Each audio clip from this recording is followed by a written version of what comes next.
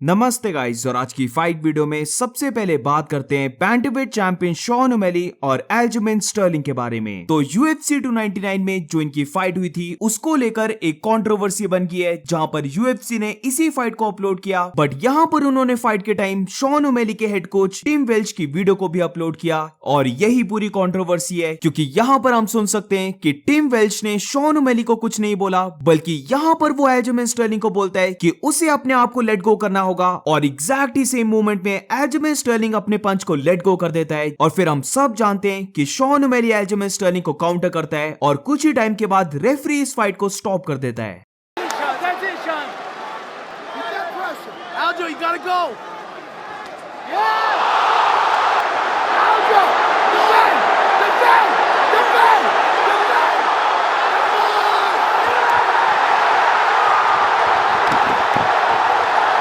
Video देखने के बाद ये पता चलता है कि डेफिनेटली टिम वेल्च ने एल्जमेन स्टर्लिंग को ही बोला, बट ये देखने के बाद काफी फैंस इससे खुश नहीं है, जहां पर काफी लोग ये बिलीव करते हैं कि शॉन ओमेली के हेड कोच ने एक डर्टी मूव किया था और इसी को लेकर एल्जमेन स्टर्लिंग थोड़ा डिस्ट्रैक्ट हो गया और फिर उसने अपने पंच को लेट गो कर दिया और फिर शॉन ओमेली ने उसे काउंटर किया और फाइट को विन कर लिया। अब इसी चीज को क्लियर करते हुए एल्जमेन स्टर्लिंग ने भी स्टेटमेंट दी है, जहां पर एल्जमेन स्टर्लिंग ने टिम वेल्च को एक डूश बोला और बेसिकली ये कहा कि टिम वेल्च की वजह से उसने रश नहीं किया था। अब वैसे तो एल्जमेन स्टर्लिंग ने डिनाई कर दिया है कि फाइट में टिम वेल्च की बातों का कोई भी असर नहीं पड़ा, बट अगर एक्चुअली में ये बात सच होती है कि टिम वेल्च की बातों का सच में इंपैक्ट पड़ा था, तो डेफिनेटली ये चीज एक डर्टी मूव था। अब इसी के बाद ये दोनों एक दूसरे के साथ बैक एंड फोर्थ जाने लग पड़ते हैं, जहां पर बेसिकली एल्जमेन स्टर्लिंग का ये कहना था कि टिम वेल्च अब तो फाइट भी नहीं करता, वो बेसिकली एक कोच है तो उसे अपने माउथ को शट करना चाहिए। ऑल्सो इसी के साथ एल्जमेन स्टर्लिंग ने ये भी रिवील किया कि जब वो शॉन ओमेली के साथ फाइट कर रहा था तो पीछे से टिम वेल्च बहुत ज्यादा ट्रैश टॉक कर रहा था और इसके लिए जो रेफरी था उसने टिम वेल्च को अपने माउथ को शट करने के लिए भी बोला था। वो नॉट ओनली उसके बारे में बट वो ऑल्सो मिराब के बारे में भी ट्रैश टॉक करता है, बट वो ये समझ नहीं पा रहा है कि टिम वेल्च अब फाइट भी नहीं करता तो वो ट्रैश टॉक क्यों कर रहा है, और उसे चाहिए कि वो अपने फाइटर को ट्रैश टॉक करने दे, यानी कि शॉन ओमेली अपनी ट्रैश टॉक खुद कर लेगा और उसे बीच में नहीं पड़ना चाहिए। अब यहां पर शॉन ओमेली और मिराब की भी एंट्री होती है, जहां पर शॉन ओमेली बेसिकली कहता है कि उसने एल्जमेन स्टर्लिंग को बीट किया था और अब वो उसके बेस्ट फ्रेंड यानी कि मिराब को भी बीट करने वाला है। तो इसका रिप्लाई देते हुए मिराब ने कहा कि वो केज के अंदर शॉन ओमेली को स्मैश करेगा और आउटसाइड ऑफ केज वो शॉन ओमेली के कोच यानी कि टिम वेल्च को स्मैश करने वाला है। इसका एंड में शॉन ओमेली रिप्लाई देता है कि उसने हेनरी सऊडो के साथ 0 स्मैशिंग की थी और पूरे 15 मिनट उसे बस होल्ड किया था। आज की नेक्स्ट फाइट अपडेट में बात करते हैं बेनील दारियुश ने क्या कहा लाइटवेट चैंपियन इस्लाम महाचेव के बारे में। तो रिसेंटली बेनील दारियुश की तरफ से एक काफी वाइल्ड टेक आई है, जहां पर बेनील दारियुश का यह कहना है कि वो बिलीव करता है कि वो किसी भी लाइटवेट फाइटर इंक्लूडिंग इस्लाम महाचेव को बीट कर सकता है।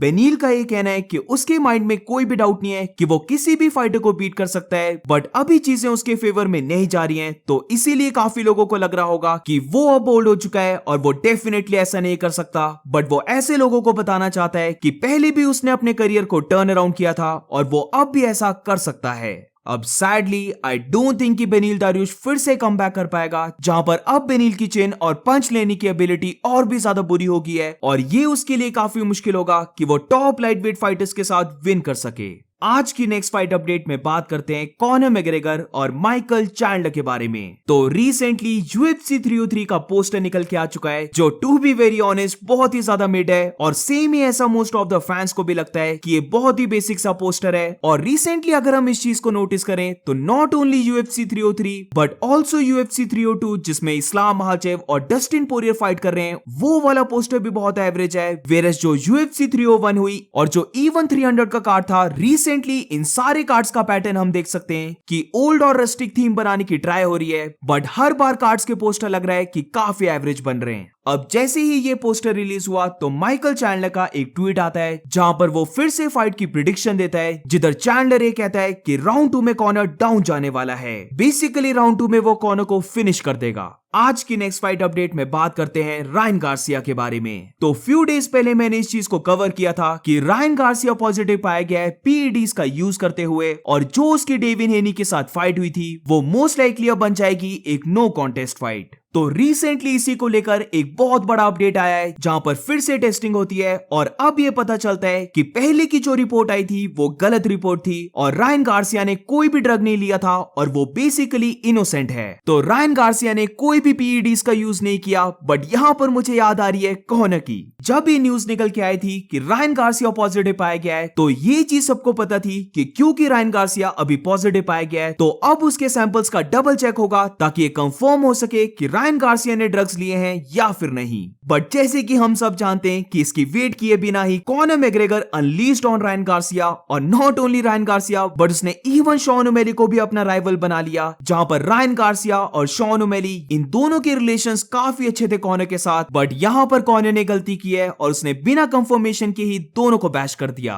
अब मुझे सिर्फ ये देखना है कि क्या कॉनर रायन गार्सिया को सॉरी बोलने वाला है या फिर बेसिकली कॉनर इस चीज को पूरा इग्नोर करने वाला है। आज की नेक्स्ट फाइट अपडेट में बात करते हैं हॉर्हे मास्विडाल और नेट डियाज के बारे में। इन दोनों के बीच में जो बॉक्सिंग मैच होने वाला है वो जून 1 को रखा गया था। वेरएस हम ये चीज जानते हैं कि UFC 302 जिसमें इस्लाम महाचेव और डस्टिन पोरियर मेन इवेंट है, वो वाला कार्ड भी जून 1 को था। तो लेट्स बी ऑनेस्ट, ये सब जानते थे कि ये चीज मास्विडाल और नेट डियाज के बॉक्सिंग मैच को इफेक्ट करेगी, जहां पर मोस्ट ऑफ द फैंस देखेंगे UFC 302 को, और इसी की वजह से फिर काफी कम लोग इस बॉक्सिंग मैच को देखने वाले थे। बट अब रिसेंटली इस बॉक्सिंग फाइट को लेकर एक अपडेट आता है कि नेट डियाज और हॉर्हे मास्विडाल की जो जून 1 को फाइट होने वाली थी वो रीशेड्यूल कर दी है और अब ये होने वाली है जुलाई 6 को। तो बेसिकली नेट डियाज और हॉर्हे मास्विडाल का जो बॉक्सिंग मैच है वो अप्रोक्सीमेटली 1 मंथ के लिए डिले हो गया है, जिसमें ऑब्वियसली बाकी रीजंस भी होंगे बट डेफिनेटली UFC 302 भी एक बहुत बड़ा रीजन था।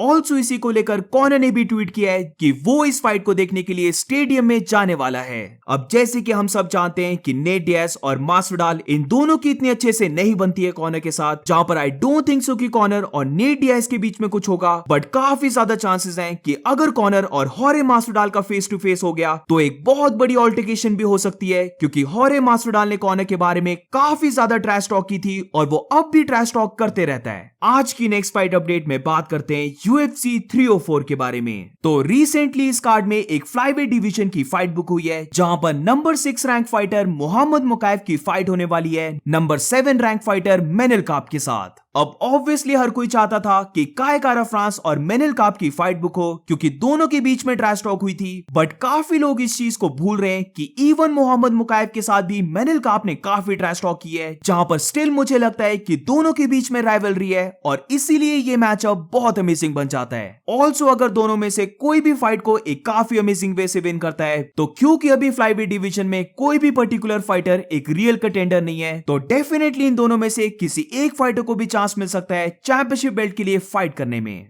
आज की नेक्स्ट फाइट अपडेट में बात करते हैं मोवज़ार ईवलोव के बारे में। तो मोवज़ार ईवलोव की फाइट के बाद अपने पोस्ट फाइट इंटरव्यू में डैना व्हाइट ने कहा था कि मोवज़ार ईवलोव की fight one of the most boring fights में से एक थी। तो अब रिसेंटली मोवज़ार ईवलोव ने डैना व्हाइट का रिप्लाई दिया है, जहां पर मोवज़ार का यह कहना था कि for some reason Dana White ने उसे क्रिटिसाइज किया और मे बी यहां पर डैना व्हाइट उसके चैंपियन बनने के एम्बिशन को थोड़ा सा लेस करना चाहता था। अब इसके बाद मोवज़ार ने एक बहुत बड़ी चीज को रिवील किया, जहां पर मोवज़ार ने कहा कि डैना व्हाइट के पोस्ट फाइट इंटरव्यू को देखने के बाद उसने डैन लैम्बर्ट के साथ बात की और डैन लैम्बर्ट ने उसे बताया कि मोस्ट ऑफ द टाइम वहां पर डैना व्हाइट उसकी फाइट को देख भी नहीं रहा था। डैना व्हाइट उसके फाइट के टाइम अमेरिकन फुटबॉल को देख रहा था। अब इसके बाद शायद से मोवज़ार डैना व्हाइट से भी मिला, जहां पर मोवज़ार ने कहा कि उसने डैना व्हाइट को यह बोला कि वो यहां पर उसे एंटरटेन करने नहीं आ रहा है, बल्कि वो यहां पर फाइट कर रहा है बेल्ट को विन करने के लिए, और जब वो चैंपियन बन जाएगा देन विल सी। अब ऑल्सो इसी के साथ मोवज़ार ने एक और चीज को रिवील किया है, जहां पर मोवज़ार ईवलोव का यह कहना था कि उसकी जो नेक्स्ट फाइट टारगेट हो रही है वो अल्जेमेन स्टर्लिंग के साथ हो रही है।